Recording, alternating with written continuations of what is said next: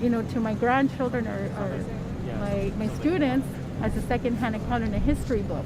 I want to be able to document this so that I know that I was here to support this administration and the changes that I know that they will come.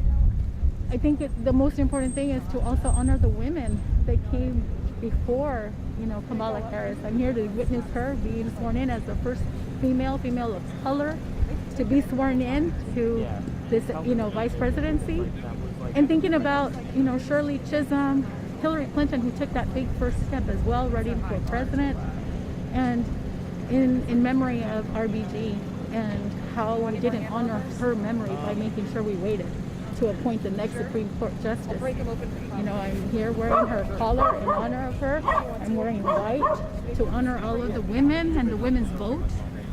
I was on the same ballot with Kamala Harris. That was a big honor, and I couldn't stay away. I came all the way from California because I believed that it was necessary to be in the city where history and her story is being told and documented. So you came all the way from California to be here today. Tell me where in California and tell me about that decision. Raleigh, California. And the day that, President Joe Biden and Vice President Kamala Harris were officially called as the, new president-elect and new vice president-elect, I immediately went to my phone, made reservations, made a flight, everything. I just knew I could not pass up this moment in history.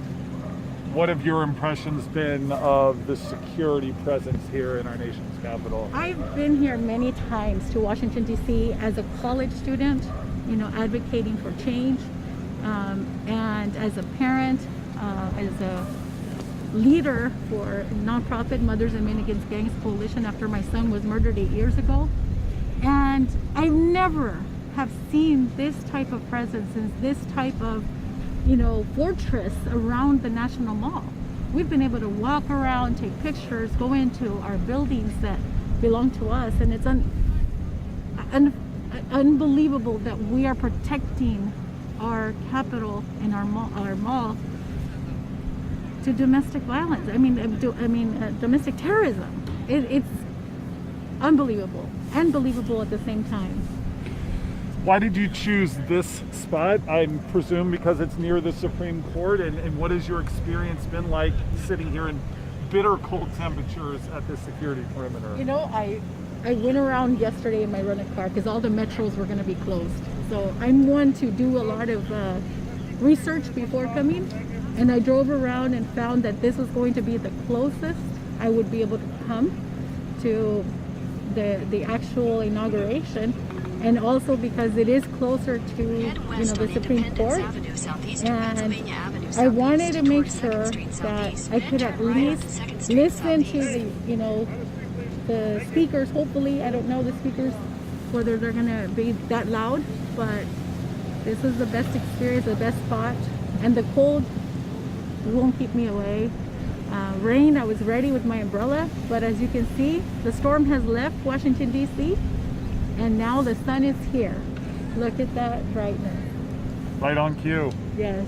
Thank you, Ulil. I appreciate you. I'll be back to say hello again afterwards. Part of what Ulil was talking about was, here is just, again, this is Pennsylvania Avenue. That's Independence. That's the U.S. Capitol and Congress right there. You can see people just kind of streaming down here in fits and spurts. We've seen parents with their kids. You can see a nice young lady heading up this way right now. A couple behind them. All of them kind of looking for their front row seat to history. These are the Capitol Police. These police officers have actually been continuing to ask people to stay out of the street because although there are checkpoints all around here that prohibit the majority of traffic, certainly these are still functioning streets for cars that are permitted to be through here.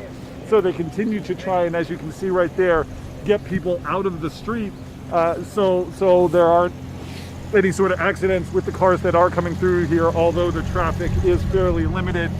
You can see on other corners, media probably equals the amount of people such as you, Ulil, who came out to see what they could see.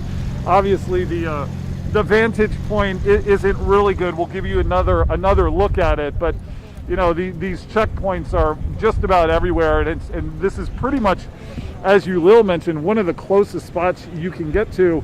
Unfortunately, this is the way it is all the way around the U.S. Capitol right now, but that's also a good thing.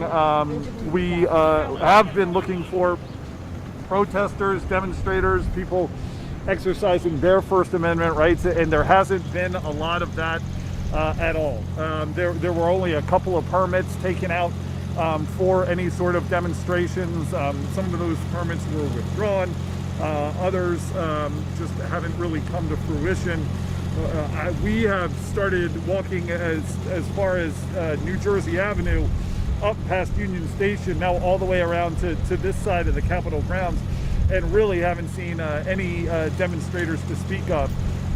We will continue to walk around to see if we can see if there is any sort of a presence.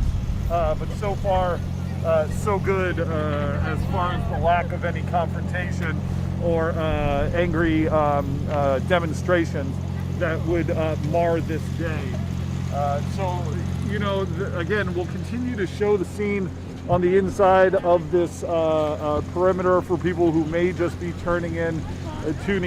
This is the Library of Congress side of the U.S. Capitol grounds. This is, of course, the House side. All the congressional offices on the House side are on this side.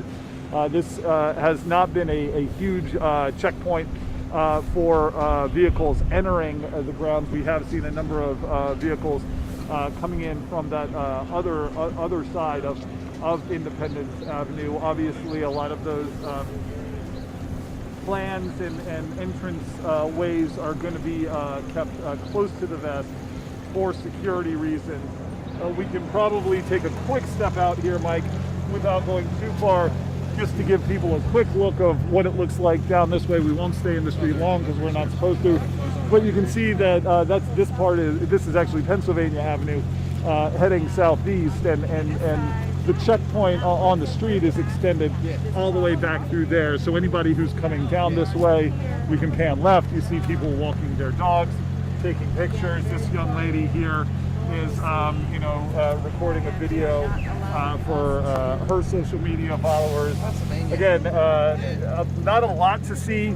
Temperatures bitter cold, but many people feel moved to say they were here, say that they saw this transfer of power. What we have experienced today and what we continue to hope will be a peaceful transfer of power as Joe Biden is sworn in as the 46th president of the United States. We'll continue to bring you the sights and sounds from this security perimeter on this historic day in Washington, D.C. For now, we're signing off from WUSA 9's live digital feed, at least right here at the Library of Congress.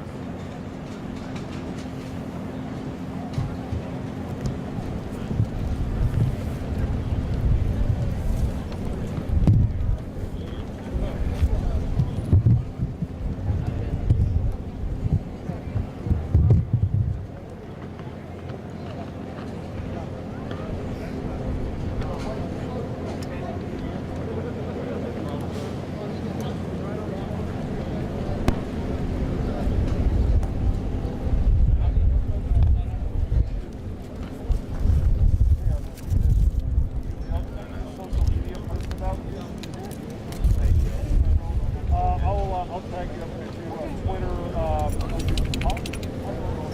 Right. Yeah.